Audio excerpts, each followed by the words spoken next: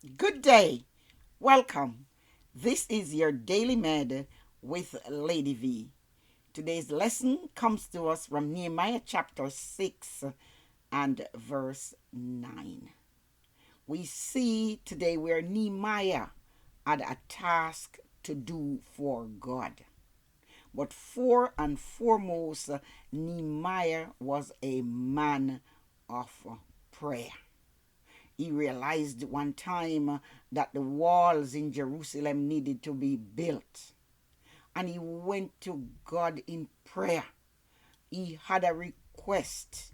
He wanted to go to the king and that he would find favor with the king so that he could go and help to rebuild the wall of his father's house. The city was in ruin. And so he received favor both from God and man, all because Nehemiah fasted and he prayed.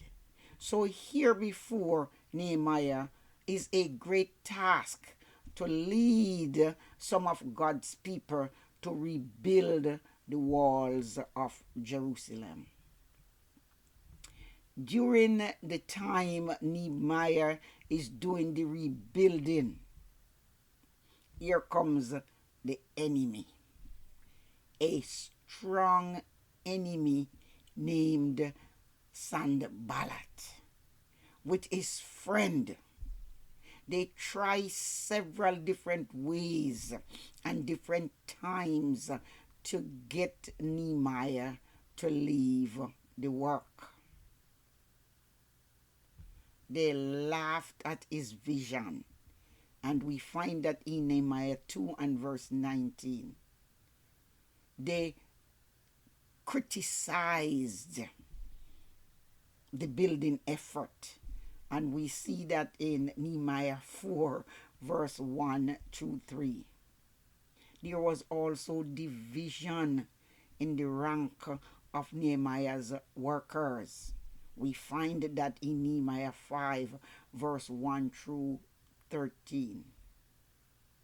At one time, these enemies pretended to be allies and wanted to say to Nehemiah, I am your friend, so let's have a meeting in Onu.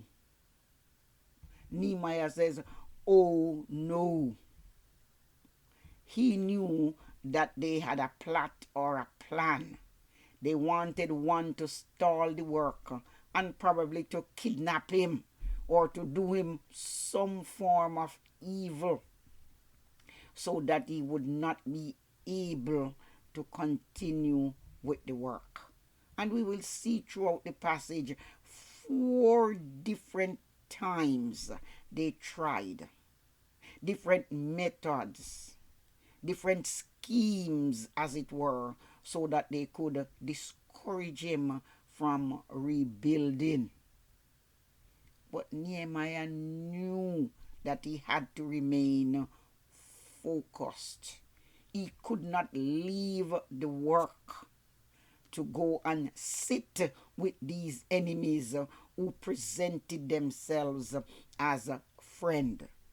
The task at hand was too great, the work of God to put aside so that he could reason with man. So we will see today in Nehemiah chapter 6 and verse 9 who he reasoned with. He took the matter to God in prayer. So every time the enemy would go to the drawing board and come up with something else because the plan prayer did not work, the plan that they had before didn't work, so they would come up with another plan. So at one point they said, listen, we are going to assassinate his character. We are going to tell the people, write open letter that Nehemiah was rebuilding because he wanted to become king, because he wanted to become rich, because he wanted to have power. And you know it's no easy joke when somebody's character is being assassinated. It was not true, it was all false. But once you put the rumor out there and it begins to spread like wildfire, it just cannot be taken back. But guess what? When we see all this happening, Nehemiah said, listen, I understand what is going on, but I will not quit because the work of God must go on. Yes, they are slandering me. Yes, they are saying all manner of things against me. It's not a nice thing when it gets to the king who is in powers hears the one that is reigning that he is doing this thing so that he can become king. So all eyes are going to be on him, but not for the right reason. Not that he's doing the work of God, but for the reason now that the enemy is saying he's doing this to become king. He's doing this to get rich. He's doing this so that he will be in power. So sometimes we see where God has called us to do something for him, to be of service in his vineyard. You might have been called. I might have been called. But God is not making it easier on us just because we are his children. We are not immune from the problems and the frustrations and the attacks and the opposition from inside and from outside. So let us take heart today and understand Nehemiah was a devoted man of God, one who prayed, one who found favor with the king, one who found favor with God. But look, these things still happen to him, even in trying to carry out a work for God. But because he's God-fearing, because he trusted God, he depended upon God. He knew it's the same God who allowed him to find favor with the king while he was cupbearer in the palace. God is the same God who is going to help him to finish this rebuilding project. So what did Nehemiah do? He took the problem to God in prayer. As he always do, he lived a lifestyle of prayer, trusting in God, and we will see his deliverance because God is going to work it out. So here in Nehemiah 6 and verse 9, this is what he actually prayed. He says, for they all made us afraid, saying, their hands shall be weakened from the work that is to be done. Listen to Nehemiah. He says, now therefore, O God, strengthen my hands. Just a few words. So that which the enemy was wishing upon them, they are going to be weary. They are going to be drained out. This is hard, back-breaking work.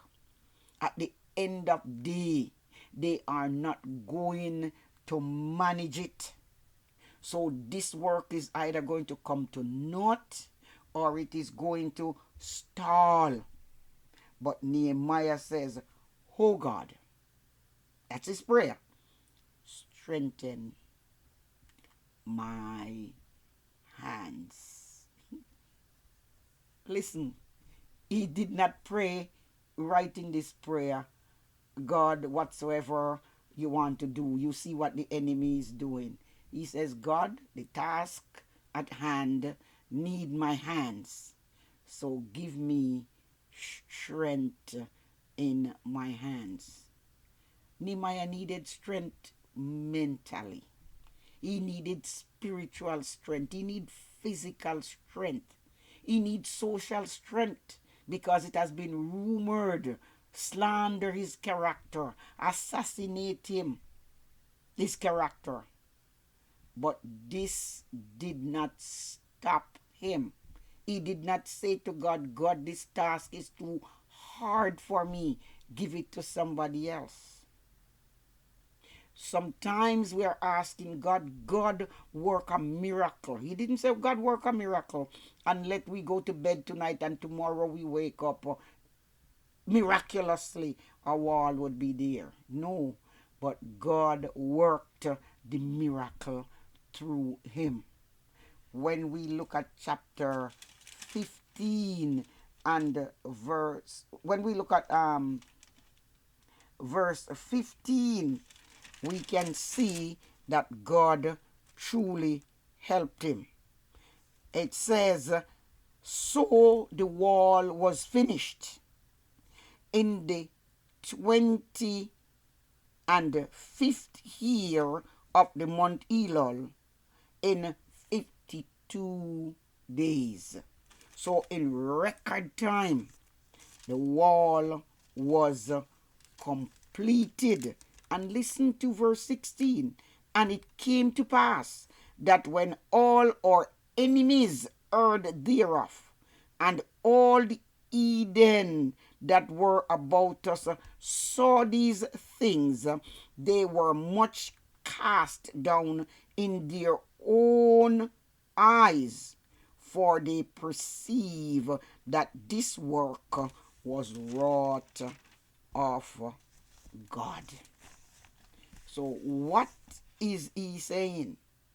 The mission which seemed impossible. It seemed as if it could not be accomplished. God allowed it to happen in record time, 52 days. It is the very God that gave courage and strength to Nehemiah so that the project could be completed. Is there anything too hard for God? Is there anything that he has given you to do and you're wondering, I can't make it, I will not be able to do this? It's not in your own strength. The scripture says it's not by might, it is not by power, but it is by the Spirit of God. And because Nehemiah knew that and took his problem to God in prayer, he was fighting, but he fought the enemies on his knees. Therefore, like the psalmist, he could say in Psalm 46 and verse 1, God is my refuge and strength. He is my present help in the time of trouble. So if we are in trouble, or if there's a task that we must complete for God, if the enemy is on our heels, all we have to do, like Nehemiah, is take it to God in prayer. The one who hears and the one who answers prayer. We see him answering Nehemiah's prayer today, and certainly he will answer yours and mine. God bless you. Thank you again for watching, and may God bless you